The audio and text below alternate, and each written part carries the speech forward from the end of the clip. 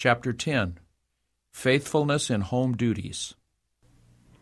Dear Sister O, I think you are not happy. In seeking for some great work to do, you overlook present duties lying directly in your path. You are not happy because you are looking above the little everyday duties of life for some higher and greater work to do. You are restless, uneasy, and dissatisfied.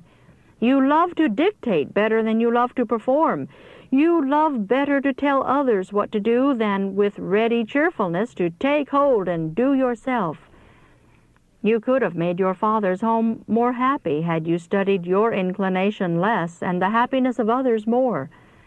When engaged in the common, ordinary duties of life, you fail to put your heart into your labor. Your mind is reaching forward and beyond to a work more agreeable, higher, or more honorable. Somebody must do these very things that you take no pleasure in and even dislike. These plain, simple duties, if done with willingness and faithfulness, will give you an education which it is necessary for you to obtain in order to have a love for household duties.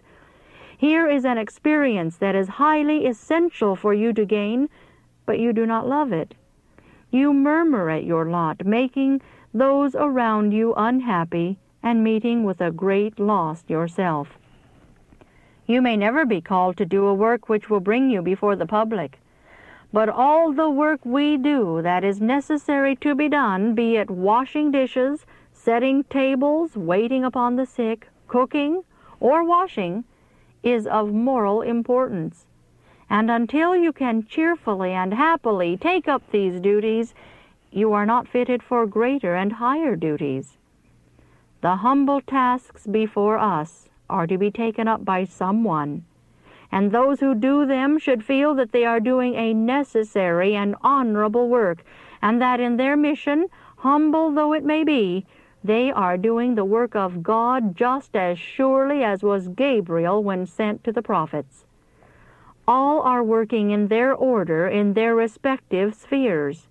Woman in her home, doing the simple duties of life that must be done, can and should exhibit faithfulness, obedience, and love as sincere as angels in their sphere. Conformity to the will of God makes any work honorable that must be done. What you need is love and affection. Your character needs to be molded. Your worrying must be laid aside, and in place of this you must cherish gentleness and love. Deny self. We were not created angels, but lower than the angels, yet our work is important.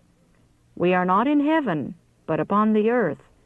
When we are in heaven, then we shall be qualified to do the lofty and elevating work of heaven. It is here in this world that we must be tested and proved. We should be armed for conflict and for duty. The highest duty that devolves upon youth is in their own homes, blessing father and mother, brothers and sisters, by affection and true interest. Here they can show self-denial and self-forgetfulness in caring and doing for others. Never will woman be degraded by this work. It is the most sacred, elevated office that she can fill. What an influence a sister may have over brothers! If she is right, she may determine the character of her brothers. Her prayers, her gentleness, and her affection may do much in a household. My sister, these noble qualities can never be communicated to other minds unless they first exist in your own. That contentment of mind, that affection, gentleness, and sunniness of temper which will reach every heart, will reflect upon you what your heart gives forth to others. If Christ does not reign in the heart, there will be discontent and moral deformity. Selfishness will require of others that which we are unwilling to give them.